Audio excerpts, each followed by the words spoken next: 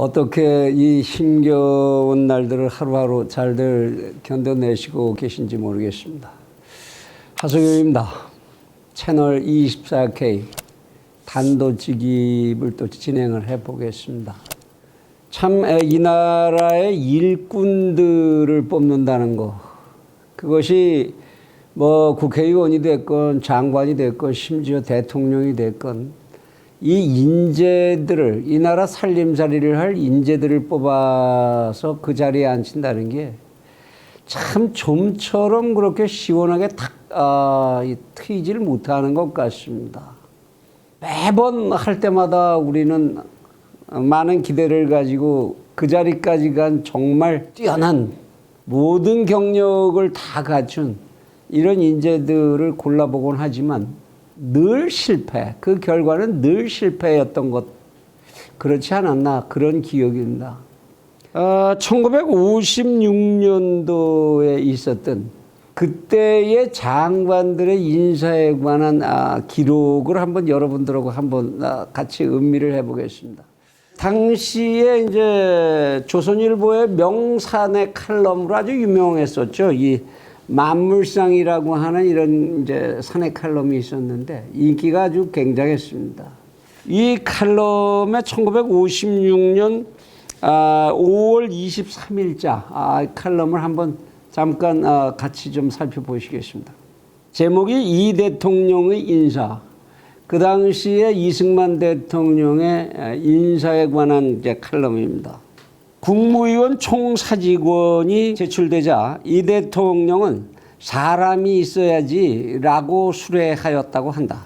세상은 역시 고르지 못하여 삼국지 수호지에는 그렇게 많은 인물을 하느님이 주시고 20세기 한국에는 이렇게 인재의 결핍을 느끼게 하실 모양이다. 그러나 역시 알 수 없는 것은 이 대통령의 인사 방침이다. 이 박사가 생각하는 초당적 인물은 쳇바퀴 돌듯이 했건만 시험이 이미 끝이 났고 자유당에 책임을 지워서 해볼 의향이나 더구나 문호를 열어 거국일체로 해볼 기색도 없으니 말이다. 사람이 있어야지 하는 개탄은 비단 이 대통령의 심기만도 아닐 것이다. 인물 천거함도 별 효과를 못 보는 모양이고 매년식의 과거나 볼 수밖에 없을까. 과거보다는 먼저 천거되는 인물을 가지고 논하기 전에 천거하는 인물의 범위를 좀 더 넓혀보는 것이 어떨까. 이런 이제 칼럼의 제안입니다. 지금도 이 칼럼은 그대로 유효한 것 같습니다. 56년도에 쓰여진 칼럼이 지금도 유효하다. 뭘 뜻하는 것이겠습니까? 지금부터 거의 70년 전의 이야기나 오늘의 이야기나 왜 우리는 이 틀을 벗어나지 못하는 것일까? 참 답답한 마음이 듭니다. 결국은 뭐냐? 사람이 없을 일은 없습니다. 어떻게 5천만 인구 중에 그것도 세계적으로 학력이 높기로 유명한 이 나라에서 이제는 전 세계에 가서 공부를 하고 온 인재들도 넘쳐나는 이 나라에서 그렇게 인재가 없겠습니까? 인재를 쓰는 사람이 자기 고집, 자기 시각, 자기 패거리, 자기 이익 이거에만 기초해서 사람을 뽑고 그리고 그런 사람만을 인재로 보려고 하는 그 인재를 쓰는 사람의 시각의 문제가 아닐까 싶습니다. 그렇게 해서 쓰여지고 그렇게 해서 뽑혀온 사람들이 그 인재를 자기를 뽑아준 사람에게 이외에 충성할 곳을 가질 수가 있겠습니까? 어떻게 그런 사람들이 그 자기를 써준 사람을 빼놓고 국민을 바라보고 세계를 바라보고 미래를 바라보고 이런 시각을 열어갈 수가 있겠나요? 정말 지난 시간에도 말씀을 드렸지만 지금 문재인 정권의 내각, 내각이라고 해야 할지 이제 이미 그 능력의 밑바닥이 다 드러난 상황이 아니겠습니까? 대한민국의 경제적 신용도를 평가하는 세계적인 신용평가 회사들 S&P를 비롯해서 유명한 모든 신용평가 회사들이 내년도 대한민국의 경제성장 예상 수치를 전부 1%대로 조정을 하고 있습니다. 한국은행 총재조차도 이제 2.1% 정도를 전망한다라고 당초 예상을 낮춰 잡았지만 이 신용평가회사들은 이제 1%대로 다 이제 낮춰 잡는 이런 상황입니다. 그런데도 우리나라의 경제를 책임지는 부서의 장들한테서는 아무 신통한 대응하는 이야기가 나오질 않고 있습니다. 여전히 소득주도 성장에 최저임금은 인상할까 말까, 근로시간 줄이기, 노조비 맞추기, 그걸 넘어서는 모습을 보여주질 못하고 있지요. 우리나라 경제가 만약 1%대의 성장을 한다면 지난 시간에도 수차 말씀드렸습니다마는 그거는 엄청난 퇴보를 하는 것이 되고, 그리고 우리의 경제는 그야말로 요새 유행하는 언어로 폭망한다는 얘기가 된다는 거지요. 그 부서를 책임지고 있는 사람들 대책이 없으면 책임지고 나가겠다라고도 할 줄 알아야 될 것 아닙니까? 이렇게 심각한 세계가 주목하는 전염병 사태를 놓고 그거를 책임지고 있는 보건복지부 장관이라는 사람 날마다 하는 이야기, 지가 잘못한 얘기 한마디에 대해서 사과하고 반성하는 모습조차도 보일 줄 모르고 있죠. 외교부 장관이라는 사람은 영국 외교부 장관하고 둘이서 만날 약속을 잡았다가 약속 하루 전에 그냥 일방적으로 취소를 당하는, 나 개인적인 사정이 있어서 당신 못 만나요. 국가 대 국가의 외교부 장관이 만나는 문제를 내 개인적인 사정 때문에 못 만나겠다. 이런 경우도 있습니까? 이런 망신을 당해도 됩니까?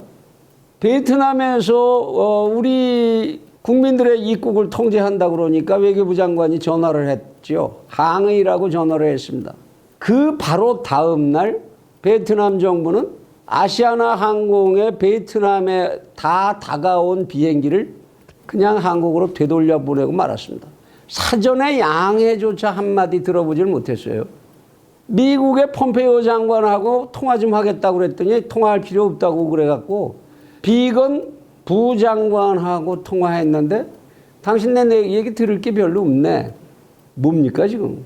그렇게 충성을 하고 그렇게 예의를 갖추는 중국에서 그래서 뭘 얻어냈습니까? 중국에다 그렇게 충성해서 지방정부라는 핑계를 치고 한국인들의 출입은 사실상 전면 통제가 됐는데 뭘 그래서 우리는 얻었습니까? 거기서부터. 외교부 장관이 속시원하게 그 사정을 얘기해 줘야 되는 거 아닙니까?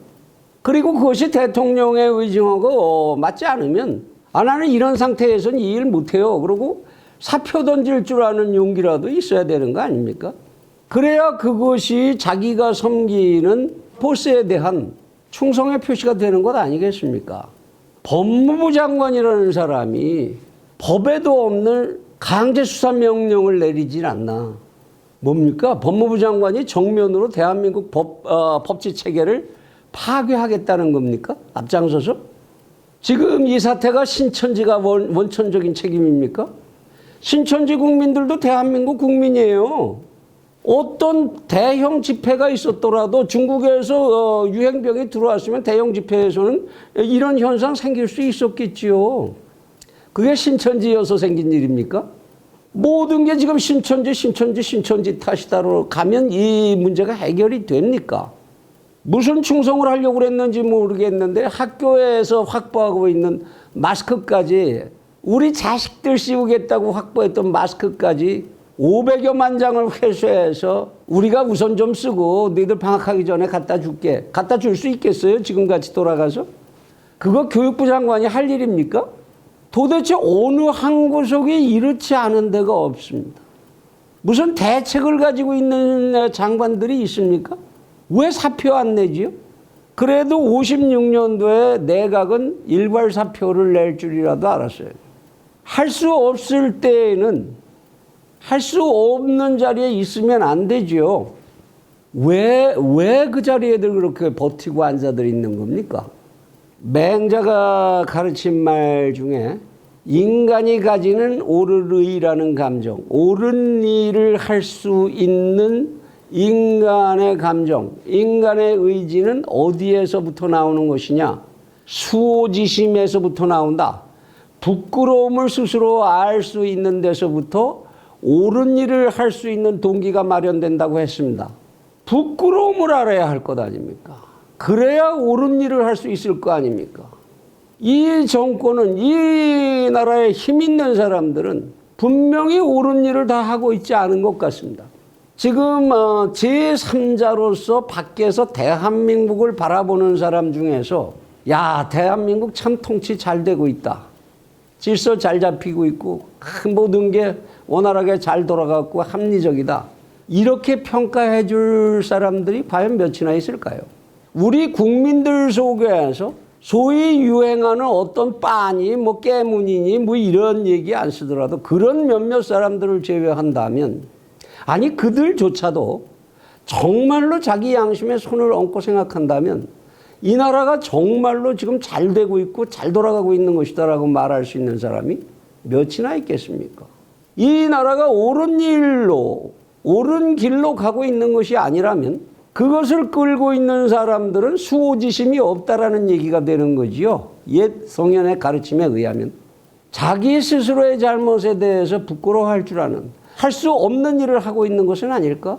내가 내 욕심에 의해서 공익을 망가뜨리고 있는 것은 아닐까? 이러한 부끄러움을 스스로 느낄 줄 아는 사람, 그만한 인격이라도 갖춘 사람들이어야 한 나라의 장관 자리에 있을 수 있는 게 아니겠습니까? 부탁입니다. 어려운 때에 어려운 일 할 수 없는 사람들은 스스로 손 들고 물러나 주십시오.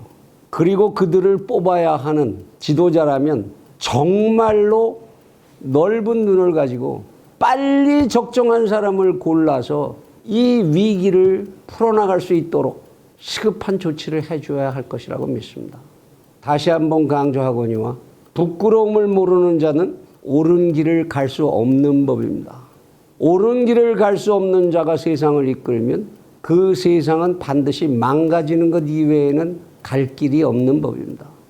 여러분들 스스로의 소중한 생명과 나날들을 잘 아껴서 간수하시길 빕니다. 감사합니다.